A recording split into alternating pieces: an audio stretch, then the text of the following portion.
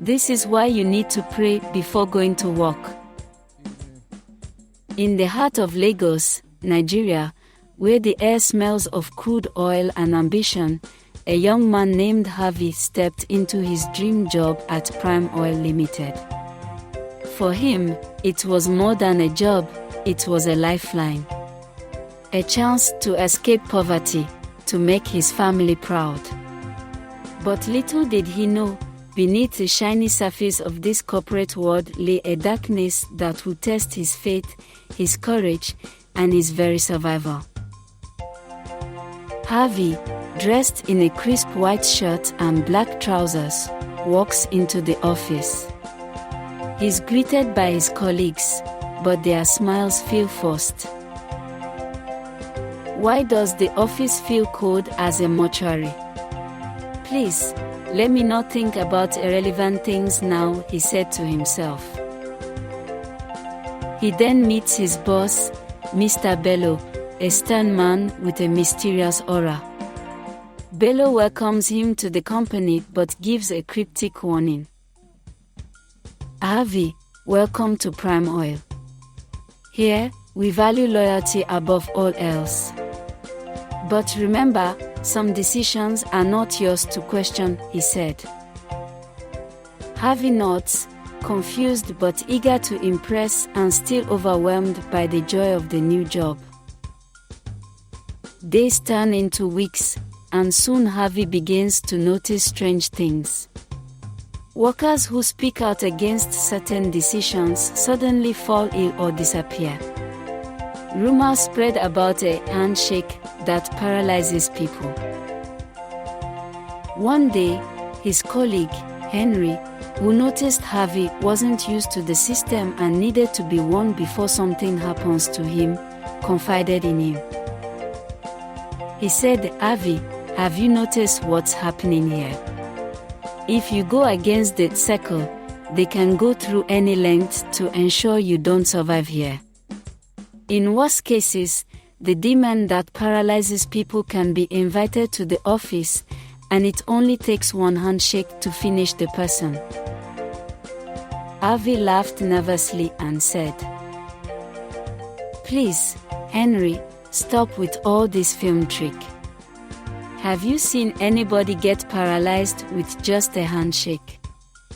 Don't be ridiculous, this isn't Nollywood, he said. But deep down, Harvey feels a chill. That night, he dreams of a shadowy figure with glowing red eyes reaching out to shake his hand. Probably just his imagination, he thought. Harvey's faith is tested when he's asked to approve a shady contract that would harm local communities. He refuses, citing ethical concerns. The next day, he's summoned to a late-night meeting. The office is eerily quiet. The circle, a group of senior staff, stands in a dimly lit room. In the center is a strange altar with a black statue. Mr. Bello stepped forward and said, Harvey, you've been given a chance to join the circle. But first, you must shake hands with our guardian. The room grows colder. The statue's eyes glow red. Harvey's heart races. Harvey, panicking, said, What is this? I didn't sign up for any of this, he said. He tries to leave, but the doors are locked. The shadowy figure from his dream materializes, extending a bony hand. At that moment of uncertainty and fear, Harvey remembers his grandmother's teachings about spiritual warfare. He starts praying silently, clutching the small cross he always carries. The demon's hand inches closer, but it hesitates, as if repelled by an invisible force. The circle members exchange uneasy glances. Harvey's prayers grow louder, and the demon lets out a deafening screech before vanishing. The room returns to normal. Mr. Bello, angry about what had happened, looked at Harvey and said, "You think you've won? No, this is just the beginning." Over the next few weeks, Harvey faces constant attacks, nightmares, strange voices, and even physical assault. But he remains steadfast, fasting and praying. He then discovers that the circle's power comes from a cursed artifact hidden in the office. Having realized this fact, Harvey devises a plan to destroy the artifact. He then reaches out to his pastor and Henry, his colleague, for help. As they sneak into the office at midnight to carry out their plan, the circle is already waiting. Mr. Bello smirked, "So you really think you can defeat us? This circle is eternal," he said. The demon appears again, stronger than before. Harvey and the pastor engage in a fierce spiritual battle, praying and sprinkling holy water.